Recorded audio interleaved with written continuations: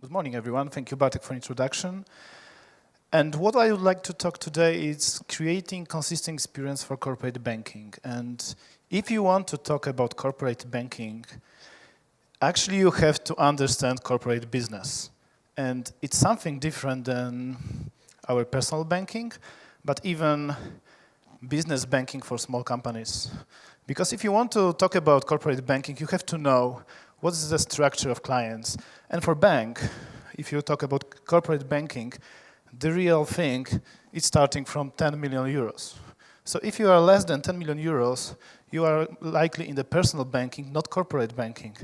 If you are talking about real key clients, you are talking about 125 million euros. You are talking about companies that asking you, all right, give me a 1 million cash tomorrow because I need it.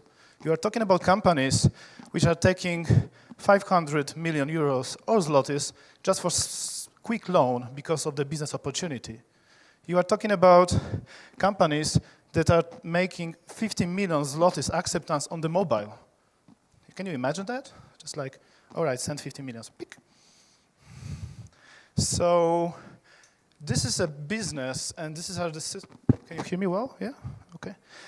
This is the business when you're talking about processes in companies, about acceptances process, about many roles in the system. And it's something different than in personal banking, because in some cases you have more than 5, 10 people engaged in the one acceptance process, and you have design for that. And you have to be ready. Are you ready for that? Cool. So, I told you that they are real business and process business. But if you look deeper into systems, you see that.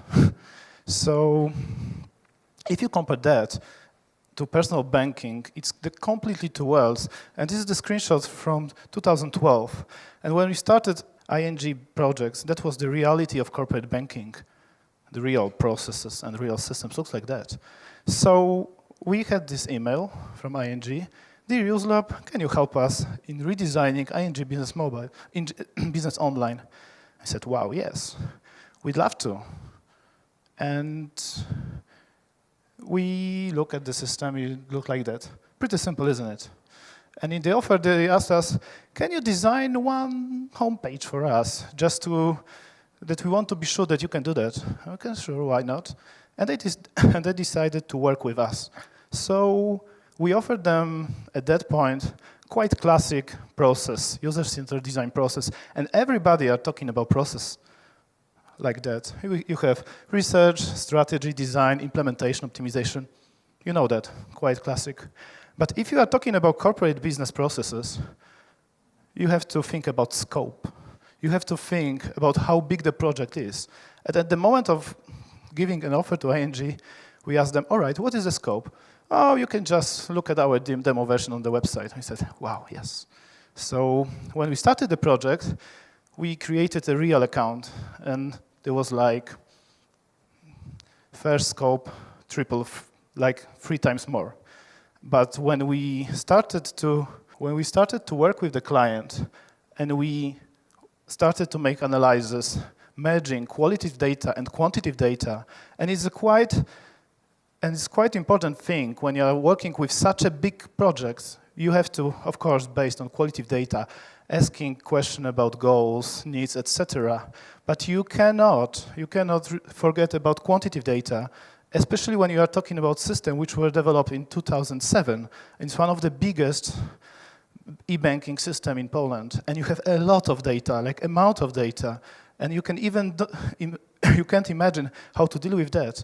And if you couldn't combine that, there is no way of making effective processes. So we made this content inventory. There was a lot of card sortings, analyzing data from the system and business. And what you can see here is approximately 75% of the system. And it's still growing. Oh, yeah, it's still growing. So you can see that at that moment, we said to our client, you know what? The scope that you were just talking about in the beginning of the process is something different. Because we saw that the process that we are just thinking of in the beginning, it was a fixed process. We have to change it. we have to change it into agile process, because even the client and even the core team within the ING they didn't know how the big project it is, because in some part of the organization there was some information very important for the project, and this scope was growing and growing and growing. So we have to think about our strategy. And first of all, the strategy was how we can change product-oriented experience, because the experience with the ING system was in somehow the same as you can see the structure of department in the bank. And we know that the clients, they are not interested in the structure of the organization, but in the processes. So that was the first thing, how we can make this change. And the other thing, how strategy of the process we can make to design such a big structure, such a big process. So when you think big, you have to think about numbers. And here are some numbers about the project. We have eight people in the team, more than 20 product managers from the ING. And we are still, after 2 years, they are still introducing us new people and new products. We have more than 13 main roles in the system. We have more than 30 hours of usability testing, but which is more important, we have more than 500 hours of workshops with the clients, of IDIs with product departments to understand, to show them our designs, and to get feedback. And we are still doing that. So you can see how big the project was. So just to get you a few ideas about how we deal with the project, there are some, and you are the first people actually to see that, thanks to our client. So we believe in human data-driven design, and there are two very important words, human and data. This is in qualitative and quantitative data I was mentioning. We mixed knowledge about people and users with data from the bank, both from the system, from the analytics, and from the business.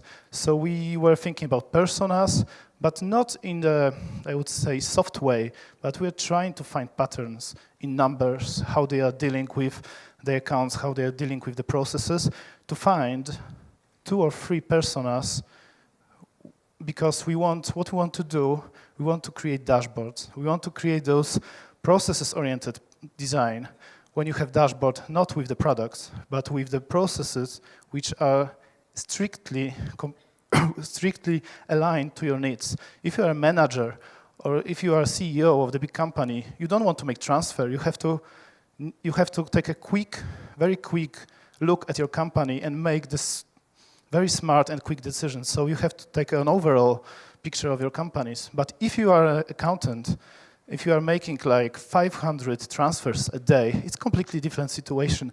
And that's what we are looking for. And top secret section, there are the mock-ups of those dashboards. So we decided to not design the exact screens, but some kinds of rules. So we're working, of course, with the visual designs, and we knew at that moment that we couldn't design all the screens. We were more looking into rules and guidelines. And for now, and it's still upgrading, we have more than 400 pages of guidelines. And believe me, it's a pretty big book, interactive one. So when we're talking about guidelines, we are moving into quality assurance section. And this is actually one of the most important part of the design process, because you can both help your product or kill your product in that phase. If you couldn't manage to make one team with UX team, and in our project, we are like external company, we have bank and IT company, and combining those 3, and you can see that always IT department is sometimes plus or versus. So there was a lot of discussions over the process. So this is quite, and this was quite, and it's still quite difficult. But in the meantime, one of the managers, Radek Zaleski, one of our favorite clients, said, maybe we can do mobile in the meantime. I say, what do you mean in the meantime? We have those apps, and maybe we don't have much money, and the other challenge is we don't have time, but we have to do iOS, Android, and BlackBerry apps. And you have those nice design guidelines, maybe we can do it like in the smart way. I say, Why not?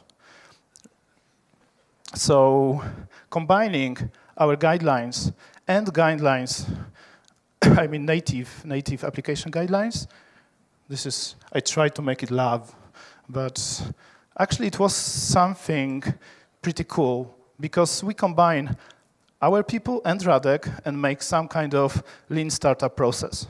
Try to imagine, and this lovely picture is made by Radek, so by our client, and we made this process like this. So we're standing in the same room, project manager from us, UX designer, graphic designer, and client, and in the same time we're just like taking actual application because we knew that we cannot change the application because there is no time and money for a big change. What we are trying to do is to find a new experience and new value only in redesigning experiences, in redesigning interface.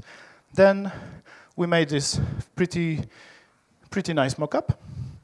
And in the same time, in the same room, one of our graphic designers were just creating, in the same time, visual design. So it was pretty fun, actually, but pretty hard because it was like creative brainstorm plus designing plus mock-upping. So what I'd like to share with you, and this is some kind of joke made by Radek also, you are the first people to see the prototype of our application, ING BusinessMobile. Sorry for that photo. Yeah. So you can see that we didn't change any functionality. It's just an interface, but we try to find those lovely micro interactions. You know that from iOS. So from the main screen, you can just make contextual actions.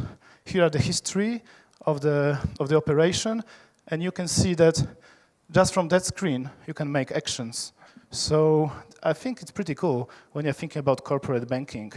And it's even more cool that you are thinking that somebody could make 50 million transfer from that. So, as you can see, we make this pretty nice big menu on the left side.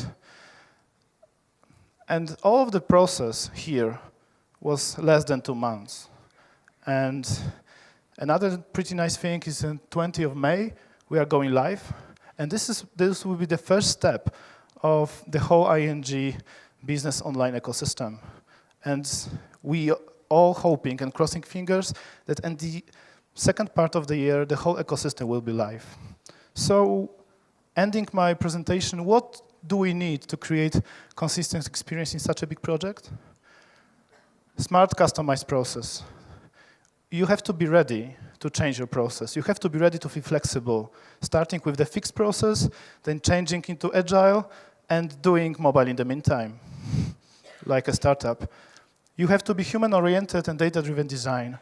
You have to try to combine qualitative and quantitative data, because you cannot just you cannot just work with your expectations, with your beliefs. You have to try find data to put your design on the real basis. You have to design rules and guides, not screens.